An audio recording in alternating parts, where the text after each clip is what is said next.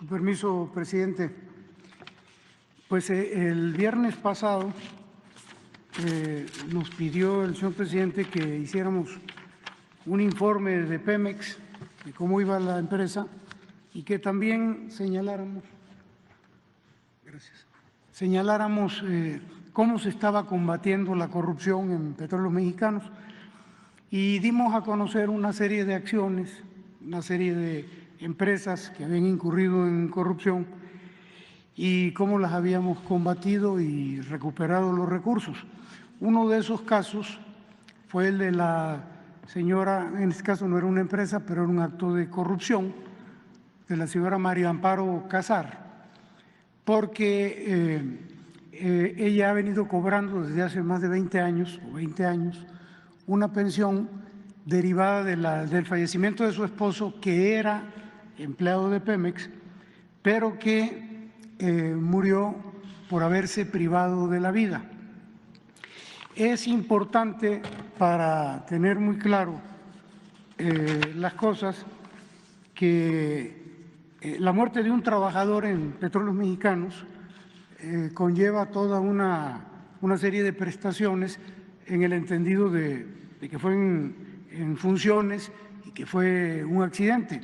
Es decir, procede el pago del seguro, procede la pensión si hay un accidente, pero en el caso de que alguien atente contra sí mismo, contra su vida, no procede ni la pensión ni procede el pago del seguro de vida. Bueno, pues hubo una reacción muy fuerte a partir del viernes que dimos a conocer esto. Los grupos de derecha, los adversarios del régimen, se vinieron con todo y bueno, pues esto nos obliga a dar más elementos, a aclarar más cómo estuvo este asunto del fallecimiento del esposo de la señora Casar. Primero decir que el fallecimiento ocurrió el día 7 de octubre de 2004 y a las pocas horas de que sucedió el lamentable suceso trágico, se presentaron familiares, dos cuñados del señor Márquez Padilla, quien falleció, y su hermano. Entonces se presentó el señor Juan Rebolledo Gout, cuñado del señor Márquez Padilla, se presentó José Ignacio Casar Pérez, hermano, también cuñado de él, del finado, hermano de la señora Casar, y se presentó Federico Javier Márquez Padilla, hermano del finado. Y hubo conocimiento de todo el proceso prácticamente a las pocas horas de que sucedió el asunto. El viernes pasado yo escuché, pero además fue en muchos programas de radio, que la señora Casar señaló que ella pasaba de víctima a victimaria, que ella había sido la víctima de todo esto y que se había estaba enterando de que la muerte del señor Márquez Padilla obedecía a suicidio.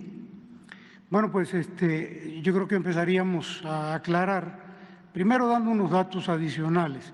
El señor Márquez Padilla entró el día 1 de junio de 2004.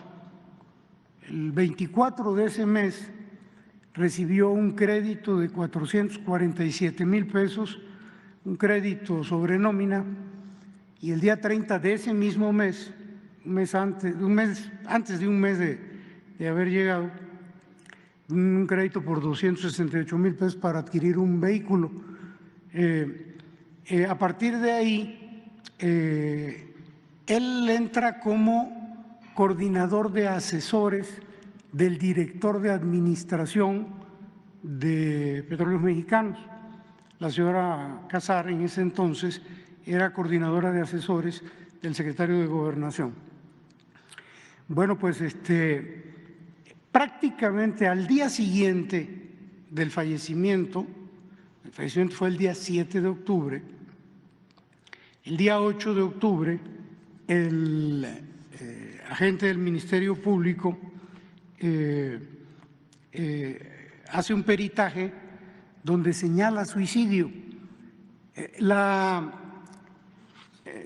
investigación se abre por homicidio, pero ya al día siguiente ya hay evidencias del perito de que se pudo haber tratado de un suicidio. De manera que esto da pie a una investigación que se lleva aproximadamente 4 o 5 meses. Esto ocurre el 7 de octubre y en febrero ya la Fiscalía da a conocer el dictamen de cierre de ejercicio donde no hay homicidio, sino que lo que ocurrió, nadie privó de la vida al señor, el señor se quitó la vida 5 meses después. Pero es importante decir que la señora Casar, el día 15 de octubre, el día 7 fallece su esposo, el día 15 de octubre ya solicita la pensión y el pago del seguro. Y una cosa curiosa o poco usual, Petróleos Mexicanos, los funcionarios de aquella época, no Petróleos Mexicanos, como dice el presidente, pues no tiene la culpa Petróleos Mexicanos, los funcionarios le pagan el primer cheque de pensión ese mismo mes, el día 29 de octubre.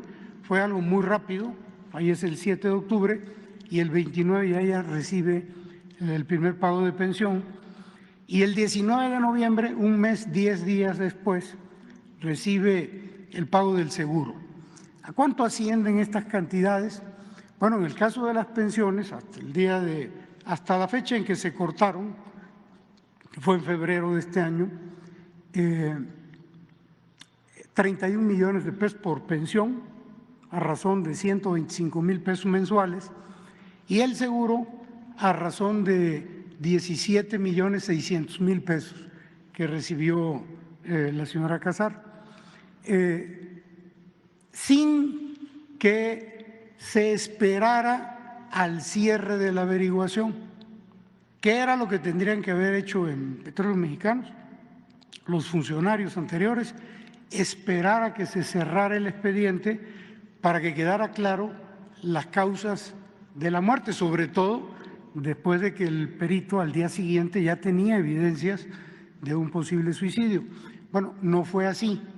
En Petróleos Mexicanos le dieron las facilidades, prácticamente le pagaron de inmediato y al final se cierra el expediente con la determinación de que el señor se quitó la vida, fue un suicidio y por lo tanto no procede ni la pensión ni procedía tampoco el pago del seguro.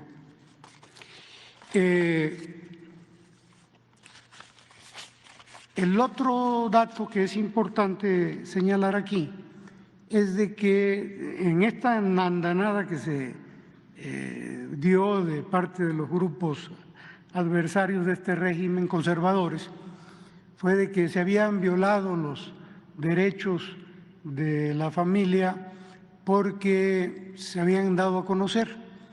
Quiero leerles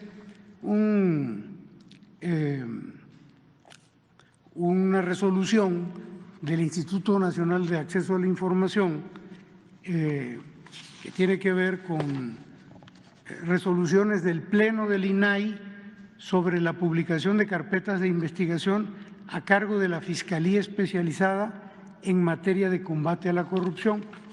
No les voy a leer todo el texto porque es largo, pero sí un párrafo que lo dice todo. Dice,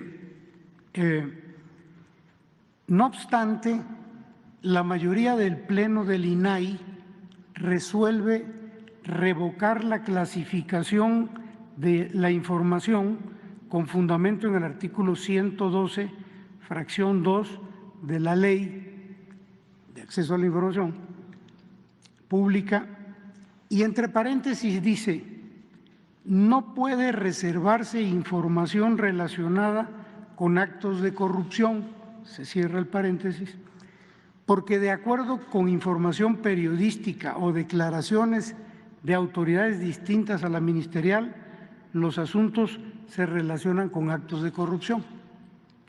De manera que la propia ley del INAI señala, el propio resolutivo del INAI del Pleno señala que no puede ser clasificada como reservada. Entonces, espero que esta información adicional que estamos dando deje claro qué fue lo que pasó. ¿Por qué consideramos esto un acto de corrupción? Porque siendo suicidio se le dio trato de accidente, y ese es el resolutivo que señala el cierre de la averiguación de la Fiscalía.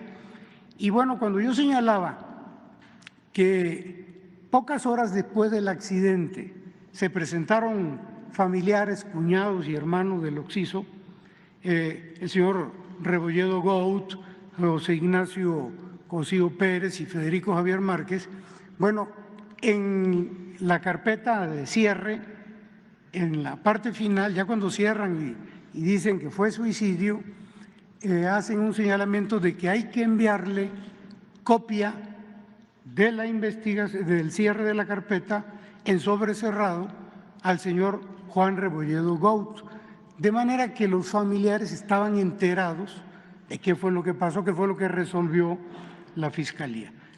Entonces, pues eso de que no se enteró, pues de acuerdo con los documentos que nosotros tenemos, pues no es posible. Y pues yo creo que estos datos que le estamos aportando pues van a dar un poquito más de claridad en cuanto a lo que ocurrió, lo que dijimos el día viernes pasado. Señor presidente.